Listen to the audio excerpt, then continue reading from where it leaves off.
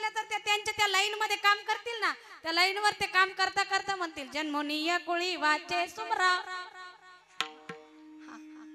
ते तसं प्रसार होऊ नये म्हणून थोडस खंडन करून पुढे क्लिअर करून जन्मोनिया कुळी वाचे स्मरा राम. रामच का? त्याचं कारण आहे रकार उच्चार मात्रेण बहिर निर्याती पातकम पुनः प्रवेश भावेच मकारस्तु कपाटवत. रकार उच्चार मात्रेण राचा उच्चार केल्याबरोबर बहिर निर्याती पातकम, पातकम बहिर निर्याती, पाप बाहेर जातील. पुन्हा प्रवेश भावेच, पुन्हा बाहेर गेली पाप आत येऊ नये म्हणून मकारस्तु कपाटवत. रा म्हटलं की तोंड उघडलंय, पाप बाहेर गेली, बाहेर गेलेली पाप आत येऊ नये म्हणून म म्हणताना तोंड बंद होतं. सुभाषित खरंय का खोटंय तपासून पहा, इथे नाही घरी गेल्यावर. रा म्हटलं की तोंड उघडणार, म म्हणताना ओठ बंद होणार. आलंय लक्षात? म्हणून वाचे स्मरा राम. दुसरा एक भाव, राम मर्यादा पुरुषोत्तम आहे. राम जीवन जगण्यासाठी आमच्यासाठी एक आरसा आहे. रामचरित्र योग्य दिशेनं कसं आपण जीवन आपलं उज्ज्वल करून घ्यावं हे दाखवणारा श्री गुरु आहे. रामचरित्रच गुरुमंत्र आहे.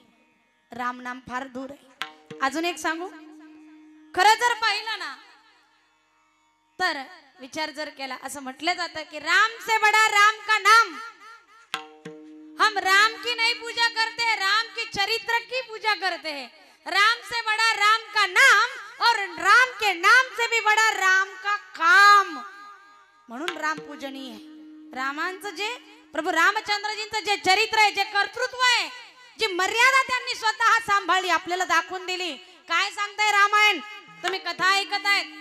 रामायणातले श्रीराम आम्हाला सांगतात की अरे माणूस असून मी जंगलात जाऊन जर असं वागू शकतो, राजगादीवर बसायची वेळ आली तर मी मर्यादा सांभाळू शकतो, मी पुत्र धर्म निभावू शकतो, मी बंधू धर्म निभावू शकतो.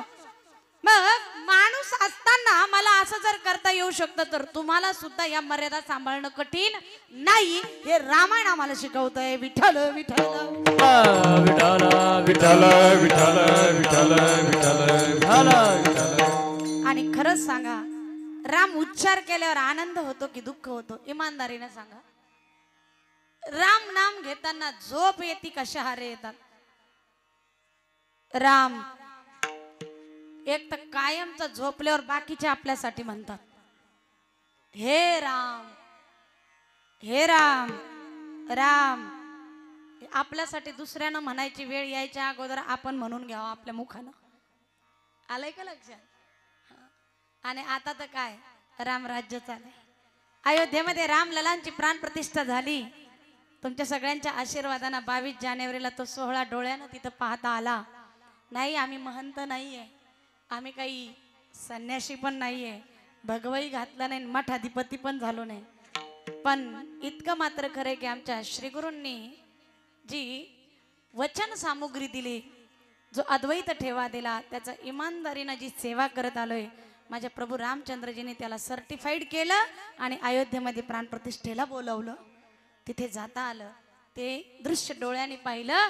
जसं जसं अयोध्येच्या जवळ जवळ चाललोय आणि जसं जसं रामललांच्या मंदिराकडे प्रवेश करायला लागलो, त्यावेळेला वाटत होतं जणू काही आता आपण त्रेतायुगामध्ये, जणू आता त्रेतायुगात आहोत. आणि हे रामललांच्या दरबारात, प्रभू रामचंद्रजींच्या दरबारामध्ये आपण स्वतः अयोध्येचे नगरवासी आहोत की काय असं फील होत होतं. हा भाव अंतकरणात उत्पन्न होत होता. काय सुंदर ती नगरी. आणि खरोखर खरंच जी भजनं त्या पिरियड मध्ये ऐकली ना ती गोडच होती. हरी युग राम राज का आ गया, शुभ दिन ये आज का आ गया, हुई जीत सनातन धर्म की हर घर भगवान है.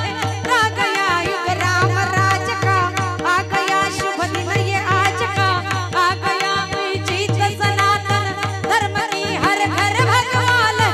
आ गया. जय हो. ताली ताली. हाँ एक ताली सभी जन. युग राम राज का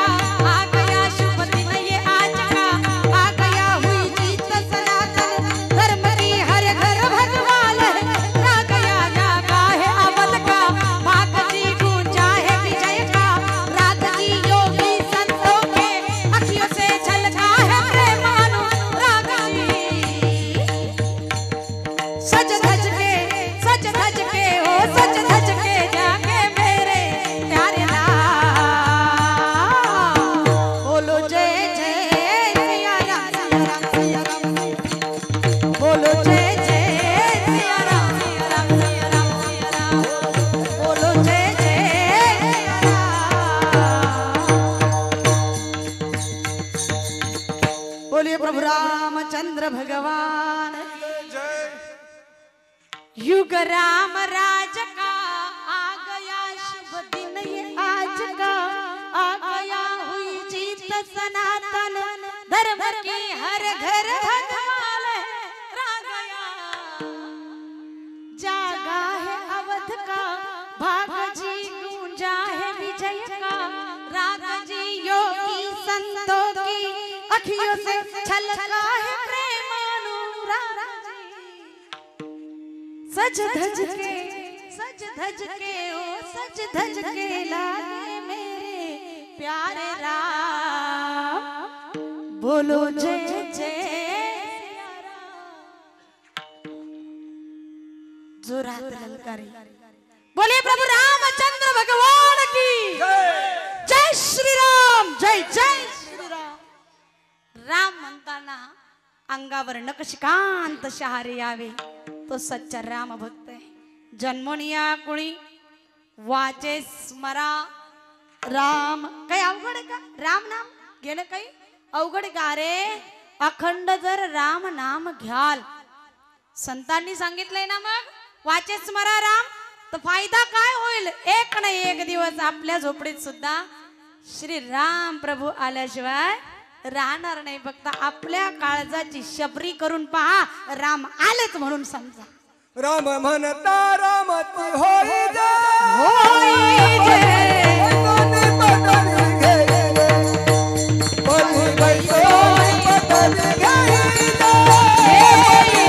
कोणी बदली घेईले राम म्हणता राम होई जे बदली बदली घेईले कोणी बैसोनी बदली घेईले बदली बदली घेईले राम म्हणता रामाची होई जे पदवी नाही पदी पैसोनी पदवी घेई जे त्यांच्या सिंहासनावर जर बसला तर तुम्हाला सुद्धा राम होता येत ती पदवी घेता येते आयुष्याच्या साधने सच्चिदानंद पदवी घेणे एवढा अधिकार नारायणे कृपावलोकने दिदला असे स्वतःला राम म्हणताना स्वाभिमान वाटला पाहिजे माणसं भूत म्हणताना घाबरत नाही राम म्हणताना घाबरते त्याला भूत लागलं म्हणलं भूत शिरलं म्हणलं ना काही वाटत नाही त्यांना सहज सांगत येत भूत शिरलं आणि त्यांना जर म्हणलं ना अरे तुम्हीच देव आपण देऊ मग घाबरत येत सुतकी म्हणता सुतकी म्हणती राम म्हणता अवघे भीती देव म्हणता भीती देव म्हटलं का मग भीती वाटते उलटाय जीवाचं खरं ज्ञान आमच्यापर्यंत पोहोचना माय बाप जगद्गुरु तुकोबारांना की वेते जन्मोनिया कुळी वाचे स्मरा राम अखंड राम राम स्मरलं तर आम्ही तर याचे आधम आहे पापी आहे घरदार बायका पोरं लेकरं बाळ यांच्यातच राहतोय काम धंद्यामध्ये रमलेलो आहे आमच्याकडून काय भक्ती होणार आहे अरे तुम्ही वाल्या कोळ्या इतके तर पापी नाही ना काय कळालं जो दरोडेखोर होता येणाऱ्या जाणाऱ्या वाट सरूंची हत्या करायचा असं सांगितलं जातं असंख्य असणारी रांजण असंख्य खड्यांनी भरली तो एक खडा एका हत्येचं प्रतीक होता म्हणजे किती माणसं मारली असेल त्याने किती जीवांची हत्या केली किती देह संपवले असतील त्याने एवढं पाप तर आपण केलं तेवढे तर मुंग्या मेल्या नसतील आपल्या पायाखाली खरे खोटे स्वतःला इतकं का पापी समजायचं शेष आयुष्य तरी आपण राम भक्तीमध्ये भगवत भक्तीमध्ये पांडुरंगाच्या भक्तीमध्ये घालवलं पाहिजे की नाही गेल्या काय कोणाचं नाव घ्यायचं सांगितलं रामाचं कोणत्या जिचा तिचा राम तर राहू दे जिच्या तिच्या हृदयात पण हा अयोध्येचा राम प्रत्येकाच्या अंतकरणातला आत्माराम प्रत्येकाच्या हृदयात असलेला आत्माराम तो कळेपर्यंत राम घोकायचा आहे तोपर्यंत राम नाम गायचं नाही तर आम्हाला नाव घ्यायचं झाला ना सण आताच मागे लगेच नाव घ्यायचं म्हणलं का बाई बाई बाई एवढ्या मुरक्या मारतील देवाचं नाव घ्यायला आळस करतात काही काही जणी फार अवघडतय म्हणावं लागतं अगं बाई घे नाव कर भजन वाजव टाळी तिथे जाऊ दे माझ्या शेजारी पाहतील काय म्हणतील गावातले काय म्हणतील नेहमीचे तोंडावर तोंड आहे गल्लीतले काय म्हणतील काही नाही म्हणतील तुझं शरीर सुटलं ना ते राम बोलो भाई राम म्हणतील बाकी काही नाही म्हणतील सबसे बड़ा रोग क्या कहेंगे लोग करके सावधान. सोडा तो रोग, सावध व्हा. इकडे जर नाव घ्यायला सांगू की एखादं घ्यायचं नाव. आता पण कशा डाव करायला मी ऐकलं होतं एकदा. ते बाकीचे नाव घेऊ येत नाही आपल्याला. ते एक ऐकलेलं चांगलं कामाचं आहे. तुम्ही पण